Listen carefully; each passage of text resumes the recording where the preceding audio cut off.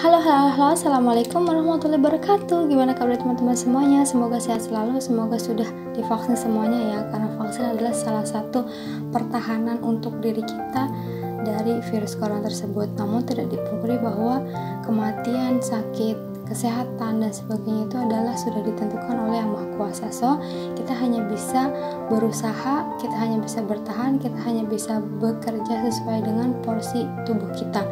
Oke guys, hari ini aku akan memberikan materi kembali untuk kalian yang senang belajar bahasa Inggris, yang senang belajar, yang suka untuk belajar apapun ya, baik itu bahasa, baik itu aktivitas maupun belajar pengetahuan yang lainnya.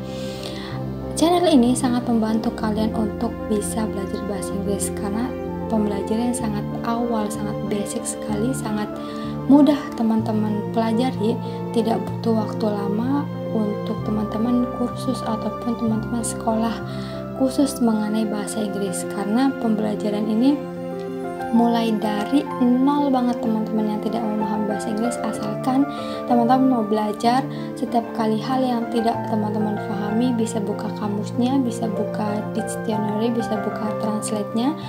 Tidak perlu pusing-pusing untuk belajar bahasa Inggris, semuanya kita bertahap dari nol sampai berapapun kemampuan teman-teman akan saya berikan. Channel ini sangat gratis, teman-teman dapat mensupportnya dengan subscribe, like, maupun share. Di part 5 ini saya akan ngebahas tentang tenses. Pasti tidak asing di telinga kalian bahwa tenses itu sudah melekat, sudah diberikan sejak SMP, mungkin SMA, bahkan hingga kuliah pun masih terus mengulas-ulas kembali mengenai tenses. Tenses ini ada 16. Perlu teman-teman perhatikan, ada banyak sekali rumus yang diberikan ataupun rumus ketetapan dalam tenses. Namun kali ini saya akan memberikan hanya 5 saja yang perlu teman-teman hafalkan, yang perlu teman-teman ingat untuk mempermudah ketika membuat sebuah kalimat yang berkaitan tentang tenses, karena tenses itu penting mengenai kejadian ataupun waktu ketika menulis sebuah cerita ya. Oke, catatan yang pertama yaitu rumus singkat 16 tenses menjadi 5 tenses. Ingat bahwa 5 tenses ini sangat penting dan menyeluruh, mewakili seluruh 16 tenses. Semuanya berkaitan sama ya, antara satu dengan yang lain. Oke, yang pertama yaitu present. Present rumusnya adalah hanya verb 1 tambahkan s maupun is. Ingat ya, present adalah verb 1 plus s maupun is. Kemudian past yaitu verb 2, perfect adalah have plus verb 3, future adalah will plus verb 1, dan continuous adalah be plus verb ing. Teman-teman masih ingat keluarga be itu apa aja? Ya, harus diingat ya, keluarga be itu adalah is, am, are, was, were, have, dan lain sebagainya. Nah, ini ada sebuah metode untuk menyatukan tenses atau perkawinan yang biasa teman-teman ketahui ya mengenai tenses. Saya akan memberikan satu contoh saja kalimat, yaitu aku berpindah rumah. Nomor 1 yang akan saya bahas mengenai simple past. Tadi sudah saya sampaikan bahwa past adalah rumusnya verb 2. Kalian harus ingat. Kemudian verb 2 ini akan disatukan atau dikawinkan move menjadi moved ya. Ingat, past adalah rumusnya verb 2. Verb 2 kata kerjanya apa nih? Kata kerjanya berpindah, berarti kan move. Verb 2 akan dikawinkan dengan move menjadi moved. Kalimatnya adalah I moved house. Oke, kemudian yang kedua yaitu saya akan berikan tentang past continuous. Past continuous, ingat past itu adalah rumusnya verb 2, maka untuk continuous anggota be plus verb ing. Kemudian verb 2 ini akan dikawinkan atau akan disatukan dengan be, maka menjadi was. Kemudian verb ing akan dikawinkan dengan move menjadi moving. Kalimatnya adalah I was moving. Mudah sekali bukan? Oke, next ya. Yang nomor 3, ini saya akan berikan pemisalan past perfect. Ingat bahwa past itu adalah rumusnya verb 2, kemudian perfect rumusnya adalah have plus verb 3. Verb 2 akan disatukan atau akan dikawinkan dengan have, maka menjadi had. Kemudian dari verb 3 ini akan dikawinkan dengan move, maka menjadi moved ya. Oke, kalimatnya yang berbunyi yaitu I had moved house. Oke, number 4 yaitu saya akan beri contoh mengenai past perfect continuous. Untuk metode penyatuan atau perkawinannya, rumus dari past adalah verb 2, rumus dari perfect ingat bahwa have plus verb 3, rumus dari continuous adalah be plus verb ing. Penyatuan ataupun perkawinannya yaitu verb 2 akan dikawinkan dengan have, maka akan menjadi had. Kemudian verb 3 akan dikawinkan dengan be menjadi been. Kemudian ada verb ing disatukan ataupun dikawinkan dengan move menjadi moving. Kalimatnya yaitu I had been moving house. Clear ya? Oke, kita ke catatan yang kedua ataupun kesimpulan dari pemakaian rumus singkat 16 tenses. Kapan sih memakai tenses itu? Yang pertama, simple present. Teman-teman harus ingat bahwa untuk simple present ini bukan hanya kejadian sekarang, tetapi untuk peristiwa yang terjadi dari dulu, kemudian sekarang, sampai besok atau kebiasaan di masa sekarang. Yang kedua yaitu simple past. Simple past itu bukan hanya di masa yang lalu, melainkan fakta-fakta sejarah juga masuknya adalah simple past. Yang ketiga yaitu present continuous. Continuous itu untuk menyatakan sedang ya. Yang keempat adalah simple future.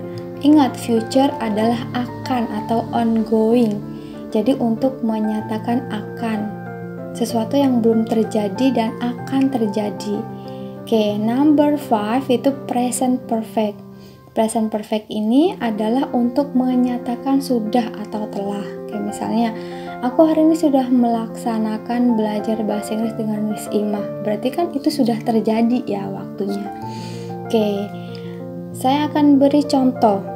Contoh yang pertama yaitu mengenai present continuous. Ingat, present continuous adalah jika dikawinkan yaitu be plus verb ing. Maka kalimatnya adalah I'm traveling with my husband in Lombok. Continuous berarti kan yang berkaitan dengan be. Anggota be adalah is, am, are, was, were. Di sini konteksnya adalah present, maka menggunakan am ya kan. Kemudian continuousnya traveling. Jadi I'm traveling, continuousnya itu adalah travelingnya. Kemudian yang artinya yaitu saya sedang jalan-jalan dengan suamiku. I di sini adalah subjek jamak, kemudian am adalah auxiliary atau anggota be. Traveling merupakan dari kata verb yaitu travel. With merupakan preposition, my merupakan pronoun, Lombok yaitu adverb. Place atau keterangan tempat. Jadi objeknya itu mulai dari with my husband in Lombok. Ya, oke. Clear? Oke, tenang. Masih ada example yang lainnya nih. Yang kedua, yaitu example-nya adalah simple present. Ingat, rumus dari present adalah verb plus ses. Kalimatnya di sini adalah today he lost their mother because of accident. Jadi he di sini he loses. Ingat bahwa present adalah rumusnya verb plus es. Verbnya adalah lost. Kemudian ditambahkan s menjadi lost. Dia laki-laki kehilangan ibunya karena kecelakaan. Today merupakan adverb place ataupun adverb time, ya. Jadi today ini adalah keterangan waktu. Kemudian he adalah subjek yang tunggal, Lost merupakan verb tunggal dari kata lost ditambahkan s jadi losses. Their merupakan pronoun. Objeknya mulai dari their mother because of accident. Oke, untuk mempermudah pemahaman teman-teman mengenai tenses, saya akan berikan lagi yaitu example number 3. Simple past. Ingat bahwa rumus dari simple past adalah verb 2 past. Ingat, past itu adalah verb 2 atau di masa yang sudah lalu ya. Last night, my friend invited me to attend birthday party in Raffles Hotel. Coba perhatikan kalimatnya, mana kata kerja atau verb? Oke, kata kerjanya adalah invited.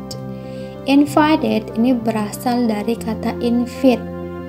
Kemudian karena past, jadi verb 2-nya adalah invited. Jadi kalimat ini merupakan simple past karena sudah ada keterangan waktu di awal yaitu last night. Yang artinya kemarin malam temanku mengajakku untuk menghadiri pesta ulang tahun di Hotel Raffles. Last night merupakan adverb time atau keterangan waktu. My merupakan pronoun. My friend merupakan subjek yang subjek, kemudian invited merupakan verb dari past atau verb 2. Objeknya yaitu berawal dari me to attend birthday party in Raffles Hotel. Oke ya. Ada lagi nih example number 4 untuk yang simple future. Ingat, future itu rumusnya adalah will plus verb 1. Di sini kalimatnya adalah they will show a dance in Lisa's wedding party. Coba perhatikan. Oke ya, di sini artinya yaitu mereka akan menampilkan sebuah dance di pesta pernikahan. Penjelasannya yaitu they merupakan subjek jamak. Kemudian will merupakan modal ditambah verb 1. Modal harus berpasangan dengan verb 1, tidak boleh berpasangan dengan verb 2 maupun verb 3. Kemudian ada artikel a, objeknya yaitu a dance in Lisa's wedding party. In merupakan preposition ya. Oke, Lisa's. Nah, ini ada yang menarik teman-teman, coba perhatikan.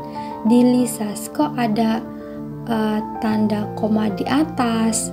Nah, dalam bahasa Inggris, kata tersebut merupakan apostrof. Apostrof kalau kita belum paham, yaitu mengenai tentang kepemilikan atau kepunyaan. Jadi, namanya adalah possessive form ya. Nanti kita akan belajar mengenai apostrof jika teman-teman masih bingung untuk penulisan kepemilikan ini atau possessive form ini. Ya, oke. Ada lagi nih. Example number 5 kawan, coba perhatikan. Example number 5 yaitu present perfect. Ingat rumusnya, yang harus diingat hanyalah perfectnya. Perfectnya yaitu have plus verb 3, tidak boleh verb 2 ataupun verb 1 ya. Jadi harus verb 3. Kalimatnya yaitu children have studied English language with Miss Ima. Anak-anak sudah atau telah belajar bahasa Inggris dengan Miss Ima. Di sini, children merupakan subjek yang jamak. Have studied, verb, kemudian verb have studied ini merupakan verb. Anggota have ini merupakan anggota be ya, yaitu ada have, has, dan lain sebagainya ditambahkan verb 3. Have plus verb 3 karena perfect. Kemudian objeknya yaitu ada English language with Miss Ima. With merupakan preposition. Kita sudah belajar sebelumnya mengenai preposition ya. Oke, kesimpulannya teman-teman itu gak perlu bingung, gak perlu susah mengenai tenses karena 16 tenses ini itu kan sangat banyak sekali. Saya hanya meringkas 5 rumus saja yang perlu teman-teman hafalkan. Itu ada present, ada perfect, ada past, ada future continuous. Tolong hafalkan rumus tersebut karena sangat penting sekali untuk bisa menuliskan bahasa Inggris. Di tenses ini dapat ditentukan dari konteks waktu saat berbicara, meskipun tidak dicantumkan dengan jelas today-nya atau tomorrow atau last night atau every month. Pokoknya yang keterangan waktu di awal kalimat maupun di akhir kalimat itu tidak menunjang yang sangat penting dalam sebuah kalimat tersebut. Namun penggunaan kalimat dapat disesuaikan dengan makna dari cerita tersebut ya teman-teman. Oke. Di sini ada latihan nih. Latihan yang pertama, saya sudah menuliskan bahasa Indonesia. Silahkan teman-teman tulis bahasa tersebut dengan bahasa Inggris. Saya ingin melihat nih konteksnya. Di sini kan campuran. Saya menuliskan ada yang present, ada yang simple future, ada yang simple past, ada yang present perfect. Saya ingin melihat teman-teman seberapa pemahaman mengenai tenses ini. Jika semuanya benar yang dituliskan di latihan 1 ini, tandanya teman-teman pandai memahami materi yang sudah sampaikan. Oke ya. Kemudian di latihan yang kedua, coba teman-teman membuat sebuah cerita atau membuat sebuah karangan di kehidupan teman-teman tentang apa saja, boleh maksimal 2 paragraf ya. Ingat, hanya 2 paragraf karena jika banyak paragraf saya membutuhkan waktu lama untuk mengoreksinya. Oke ya. Catatan yang ketiga, di sini time signal tentang simple present. Jadi simple present, simple future, simple present sama future past itu berbeda time signalnya. Yang pertama ada always, artinya selalu, often sering, seldom jarang, rarely sangat jarang, never tidak pernah. Kemudian ada usually, generally, habitually, itu artinya sama, yaitu biasanya. Kemudian ada sometimes, ada on and off, ada now and then, ada occasionally, itu sama artinya, yaitu kadang-kadang. Di sini ada lagi nih every day, tiap hari, every night, tiap malam, every year, tiap tahun, every month, tiap bulan, every week, tiap minggu, once a week, 1 kali seminggu, twice a year, 2 kali setahun. Perlu diingat ya, simple present ini ada time signalnya. Masih banyak selain yang saya cantumkan di sini. Bisa teman-teman buka-buka lagi bukunya atau browsing mengenai time signal di simple present. Kemudian ada lagi di sini aturan verb 1 menjadi verb ing. Agar teman-teman tidak bingung untuk menuliskan sebuah verb yang berubah menjadi gerund maupun verb ing, saya hanya menuliskan beberapa saja. Yang pertama, verb yang berakhir e diganti ing. Contohnya smile jadi smiling, write jadi writing. Kemudian ada aturan perubahan yang kedua, yaitu verb yang berakhiran double e diganti ing. Contohnya nih, agree jadi agreeing, see jadi seeing. Oke, next kemudian di sini ada aturan yang ketiga. Aturan perubahan yang ketiga yaitu berbunyi verb 1 suku kata dengan 1 vokal dan berakhiran konsonan, maka didabelkan dan ditambah ing. Ingat bahwa konsonan dengan vokal itu berbeda. Vokal contohnya a, i, o ya, dan lain sebagainya. Kemudian kalau konsonan itu contohnya B, C, D, F, G. Contoh nih, hit. Hit ini adalah hanya 1 vokal saja, yaitu huruf I, maka dibaca hit. Konsonannya itu didabelkan, yaitu hitting. Didabelkannya apa? Yaitu huruf T ya, jadi hitting. Kemudian stop. Stop itu vokalnya 1, hanya O, stop. Maka konsonannya adalah stopping. P-nya itu didabelkan ya, konsonan. Kemudian ada run. Run itu 1 vokal, hanya huruf U. Kemudian konsonannya didabelkan jadi running, yaitu huruf N tersebut. Oke, next yaitu lanjutannya yang keempat, verb lebih dari satu suku kata, akhir suku kata hanya ada satu vokal dan berakhiran dengan satu konsonan, maka didabelkan dan ditambah ing. Ingat, verb lebih dari satu suku kata. Kalau yang tadi hanya satu, kalau ini lebih dari satu suku kata. Kita coba tengok ke contoh. Begin. Begin itu dua suku kata, ya kan? Huruf E dengan I, jadi begin. Kemudian konsonannya itu menjadi beginning, didabelkan. Didabelkannya itu adalah huruf N konsonannya, jadi beginning ya. Kemudian yang contoh berikutnya adalah prefer. Prefer konsonannya itu dua, yaitu huruf E nya ada dua, pre. Kemudian dengan for dua, kemudian konsonannya yaitu adalah preferring, huruf R ya, konsonannya double R. Yang berikutnya adalah admit. Admit ini merupakan dua suku kata, yaitu dari A kemudian ada I menjadi admitting, konsonannya yaitu huruf T. Oke, clear teman-teman? Ya, next. Yang terakhir yaitu verb yang berakhiran L dan sebelum L satu huruf vokal, maka didabelkan. Coba kita lihat contohnya. Travel. Travel menjadi traveling. Berakhiran L, travel itu huruf L kan terakhirnya. Kemudian sebelum L itu ada satu vokal. Satu vokalnya itu huruf E. Maka didabelkannya menjadi traveling. Oke, clear ya. Yang kedua contohnya itu signal. Signal itu huruf sebelum huruf L ada huruf sebelum huruf L itu ada huruf A menjadi double L, yaitu signaling. Yang terakhir adalah quarrel.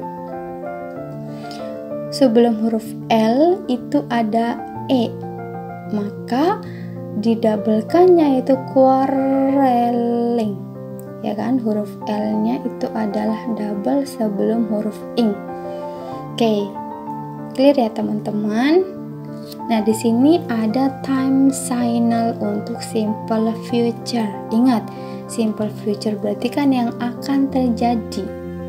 Di sini contohnya seperti tomorrow itu besok, tonight nanti malam, this weekend akhir pekan ini, soon segera, later itu nanti, next week adalah minggu depan, next month merupakan bulan depan, next year merupakan tahun depan.